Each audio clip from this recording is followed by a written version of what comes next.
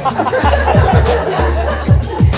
assignment was to pick something indicative, and as KG said, sex and laughter, that works for me. So I picked, and then, well, you know, I'm here, and I have a new anthology out, partnered with the Potty Mouth down there. And so I kind of killed two birds with one stone, and I'm going to read a little snippet from All the Wrong Places with a character named Brandy. And then a little snippet from the short story that features Brandy in the anthology, since Brad and I both picked some characters from previous works and wrote some short stories about them that you'll find in Deep Waters. So Brandy works on a resort in Florida. She's in her mid-20s. She's got a very laid-back attitude toward sex. And the lesbians vacation group has arrived. They've taken over everything, and there's nothing but lesbians everywhere. So she's like I'll think of a metaphor later. Just believe it. Kitten candy store, thank you very much. Say that, Karen? Yes, it's kind of the feeling you get here when you're driving around. And so she's already booked a date for the night. She's all taken care of. But there's this deal. She's got her best friend, Tess, and they've worked together for a couple of years. And every once in a while, they sort of fall into bed at the same time. And Tess is straight. They just do that because every once in a while, there's not anybody around that can kind of please Tess. So they've just been buddies. And so Brandy's got her date tonight, but still, something's not quite right. So this is from All the Wrong Places, which was published about 3 years ago.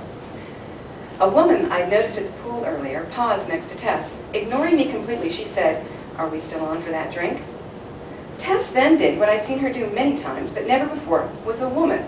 She stepped a little closer, pushed her hair over her shoulder, and gave the woman a slow blink that said, yes, with a possibility, if the rest of the evening went well. And then Tess went into the bar with the bleach blonde tart.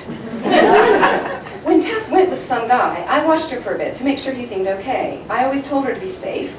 If I was the least bit concerned, I'd stop for a word or two and give the guy the eye. That was the look that said that Tess had a friend who would remember everything about him and wasn't afraid to make shit up to the cops if it would put his sorry ass in jail. I may be small, but from time to time, I have been told I'm scary. Tess was sitting down with this slut of a dyke, and Tess didn't even know what dykes are like. She was defenseless in the dyke dating pool. She didn't know the U-Haul syndrome for starters. What was she thinking? What happened to guys? Part of me wanted to be happy for her if she was going to play for our team. I mean, Tess is fantastic in bed, but I had thought that our encounters were just a special thing between us. Not just any bimbo dyke from who knows where would get to feel the way Tess made me feel. It wasn't right. It just wasn't right. I stopped myself from barging in, stopped myself from asserting some sort of right. I had no rights to Tess. We were fuck buddies and friends, not lovers, not dating, not, well, if we weren't, it was because she was straight.